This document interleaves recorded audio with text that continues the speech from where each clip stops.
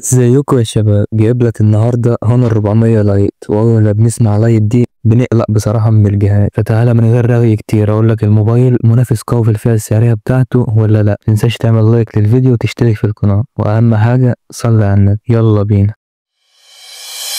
تعالى نبدأ بالتصميم، وتقريبا دي أكتر حاجة هتعجبك في الجهاز. الموبايل وزنه تقريبا 171 جرام، وسمك الجهاز 7.3 مللي، والشركة عاملة الكاميرات في مثلث رايق كده، وبصراحة شكلها فخم أوي. لكن الحلو ما بيكملش، الجهاز جايب الكامل من البلاستيك. لكن لو هنتكلم على تصميم الجهاز والشكل المجمل، بصراحة الجهاز شكله محترم أوي.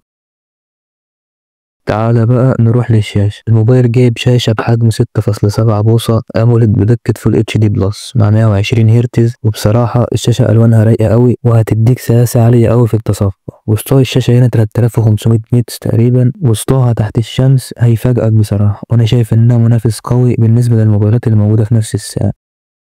تعال بقى للأداء والمعالج، وبصراحة هي دي المشكلة الكبيرة. الموبايل جايب معالج دايمنسيتي 7025 ألترا، هتاخد منه أداء كويس أوي في الاستخدام اليومي والبرامج وكده، بس بصراحة في الألعاب مفيش أداء أساسي. الموبايل بيشغل ببجي على 40 فريم، في حين إن الموبايلات المنافسة كلها بقت 60 و90، وده بسبب المعالج الرسومي الموجود في الجهاز، واللي هو موجود ومش موجود في نفس الوقت. بس في حاجة مفاجأني أوي، إن الجهاز مهما عملت فيه ما بيسخنش، فأنت لو جايب الجهاز ده للاستخدام اليومي وكده هيكون كويس أوي معاه. لكن الألعاب والاستخدام التقيل مش كويس بصراحة.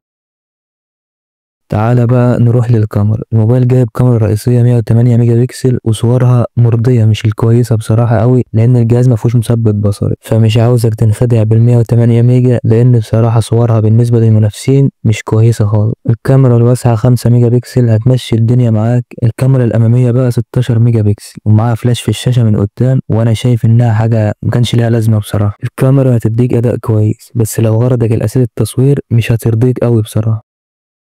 تعالى بقى نروح للبطارية. والجهاز جايب بطارية 5230 ملي أمبير، وأخيرا لقينا حاجة حلوة في الجهاز. البطارية هتقعد معاك من 8 ل 9 ساعات تقريبا مع الاستخدام الخفيف وكده. والموبايل جاي معاه شاحن في العلبة 35 واط، مش أسرع حاجة في الفئة ديت بس كويس يعني. تعالى بقى علشان نسيت أقولك في الأول، مدخل السماعة 3.5 ملي مش موجود في الموبايل، والسماعات هنا مونو مش ستيريو، ودي حاجة بصراحة كده خلاص الموبايل خرج بره المنافسة أساسا. الجهاز جايب سعر 13000 تقريبا، وبالنسبة للسعر ده والأجهزة المنافسة فبصراحة مش الأفضل إن أنت تشتريه. وبس كده أنا خلصت الفيديو بتاعي. متنساش تعمل لايك للفيديو وتشترك في القناة. وعلى فكرة أنا ببقى عاوز أديك كل اللي أنت محتاج تعرفه عن الجهاز في أسرع وقت، لأن عارف إن الموضوع بيبقى ممل أوي. سلام.